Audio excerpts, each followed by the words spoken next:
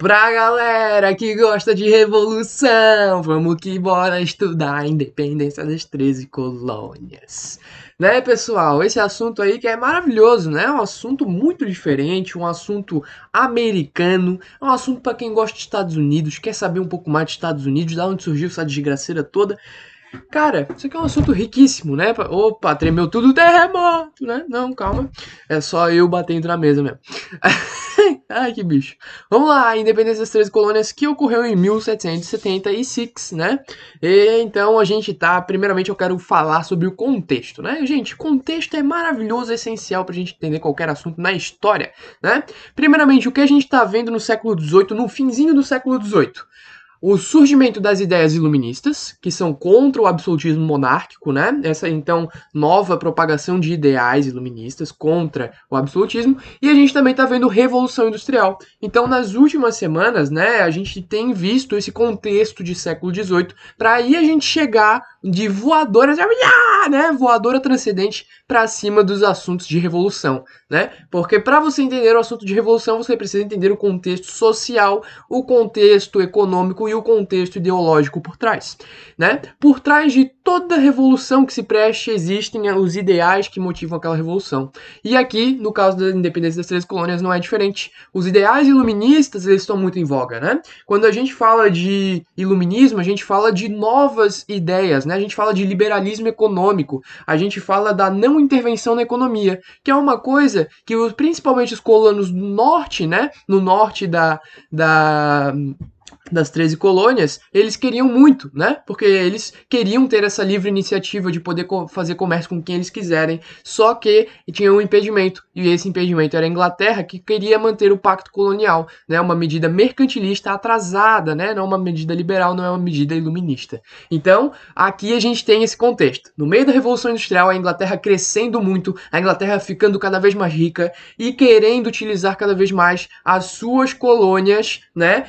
Por sua vez, essas colônias estão, nesse contexto de Revolução Industrial e de Iluminismo, querendo a sua emancipação. Agora nós temos o circo armado e agora nós podemos continuar a nossa aula. Então, o primeiro tema de todos é a Guerra dos 7 Anos, tá? Para você entender, né, a conjectura da situação, você vai precisar saber embasadamente o que foi a Guerra dos 7 Anos. Por quê? Porque a independência, ela quase que vai ser uma consequência, né, da Guerra dos 7 Anos. Tá, galera? Essa guerra que aconteceu, então, entre 1756 a 1763, tá? Ela envolveu vários países, envolveu Prússia, envolveu o Sirg, né? Quem que é o Sirg? O Sirg, né? O amiguinho do Zurg, do Buzz Lightyear lá, do Toy Story. Não, mentira. O Sirg é o Sacro Império Romano Germânico, né? Então envolveu vários, mas vários países mesmo. Só que o que importa pra gente é saber que envolveu principalmente Inglaterra e França, tá? E a gente vai ter um embate entre essas duas potências, né, Inglaterra e França. A Inglaterra com certeza mais forte, né? A gente tá vendo, a gente viu nas últimas aulas de revoluções inglesas, nas aulas de Revolução Industrial, que a Inglaterra ela tem um aparato muito forte, né? Um aparato estatal muito forte. O parlamento comanda, né? Esse parlamento burguês comanda o país. É um parlamento que quer crescer cada vez mais, estimula a indústria. Então a gente tem uma indústria muito forte, a gente tem uma economia boa e quem tem economia boa tem dinheiro de sobra e pode então investir em exército, em marinha, que é isso que a Inglaterra vai fazer, porque quanto mais marinha, mais controla os mares, mais controla as feitorias, mais controla o comércio e é assim que vai acontecendo, né? Um processo que se retroalimenta conforme a Inglaterra vai evoluindo, mais ela evolui sua Revolução Industrial. Conforme ela evolui sua Revolução Industrial, mais ela enriquece. Conforme ela enriquece, e aí você já sabe onde é que isso vai chegar, né? É um processo, um cíclico, né? Então vamos lá. O que vai acontecer? Inglaterra e França estão brigando, né, por territórios, principalmente territórios coloniais, como Senegal, Canadá, as 13 colônias, né, que aqui eu coloquei como Estados Unidos para ficar mais fácil, as Índias, né, que aqui eu botei como Índia para ficar mais fácil a gente saber onde que é no mundo hoje em dia, né? Entre vários outros, mas esses são os principais, até as Antilhas, né? Enfim, o que vai acontecer, tá? A gente vai ter então essa guerra por territórios, né? Inglaterra e França vão então disputar esses territórios.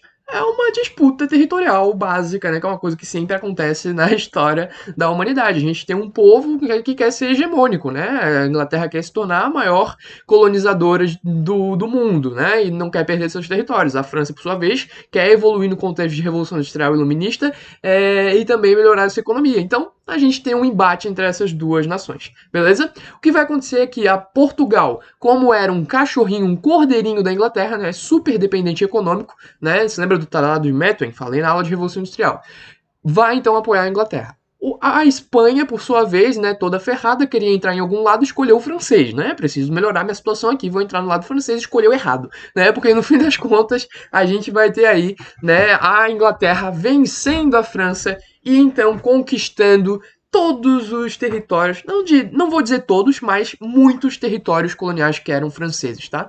Então a gente vai ter aí, por exemplo, né, Quebec sendo agora os territórios canadenses, né, sendo então ingleses, a gente vai ter aí as Índias passando a ser inglesas, a gente vai ter vários territórios, tá, galera? A Inglaterra venceu essa guerra e aí vai ter que assinar, né, a França vai ter que assinar em Paris, né, na própria capital, o Tratado de Paris, onde a França perderia seus territórios coloniais. Alguns deles, né, não foram todos, né?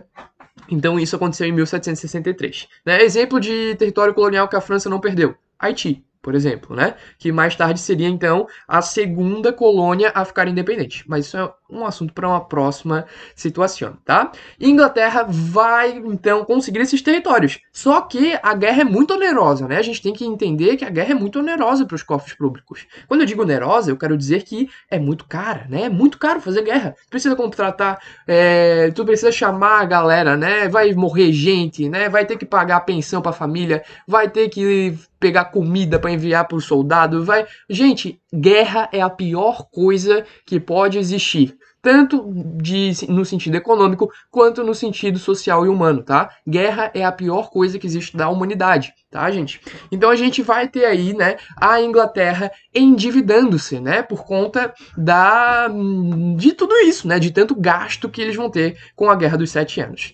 O que a Inglaterra vai pensar? Alright, motherfucker, now we are going to... Oh, yeah, né? Ai, faltou criatividade agora. Mas enfim, a Inglaterra, ela vai ter como solução cobrar dos outros, né? Porque quando eu tô ferrado é muito mais fácil eu cobrar de quem me deve, né? Então a Inglaterra, ela vai começar a cobrar os impostos cada vez mais pesadamente das 13 colônias, tá? E aqui a gente tem o fim da negligência salutar, né? Se tu viu a aula de formação das 13 colônias, tu sabe, né, que as colônias do norte, elas sofriam uma determinada negligência, né? Elas eram meio que excluídas. A Inglaterra só fazia, né, o intercâmbio comercial com as colônias do sul. E as colônias do norte ficavam, a Deus dará, né? Vocês se viram aí, né? Basicamente assim. Então era uma negligência que era boa pra galera do norte, porque podia se desenvolver de maneira mais autônoma, né? Por isso que a gente chama de salutar. Salutar é algo que é bom até, né? Algo que vai ser coerente, vai ser legal, né, para essa galera. Então é uma negligência salutar. E essa negligência vai acabar a partir do momento que a Inglaterra vai precisar de dinheiro e vai recorrer às colônias do norte. Mas isso é tema de uma próxima aula. E espero vocês lá pra gente descobrir quais foram as medidas, né, de cobração de impostos, né, de cobrança. Cobração é horrível, né? Meu Deus, o português mandou lembrança. Cobrança de impostos que a Inglaterra vai fazer com as 13 colônias. Vejo vocês lá. Uhul!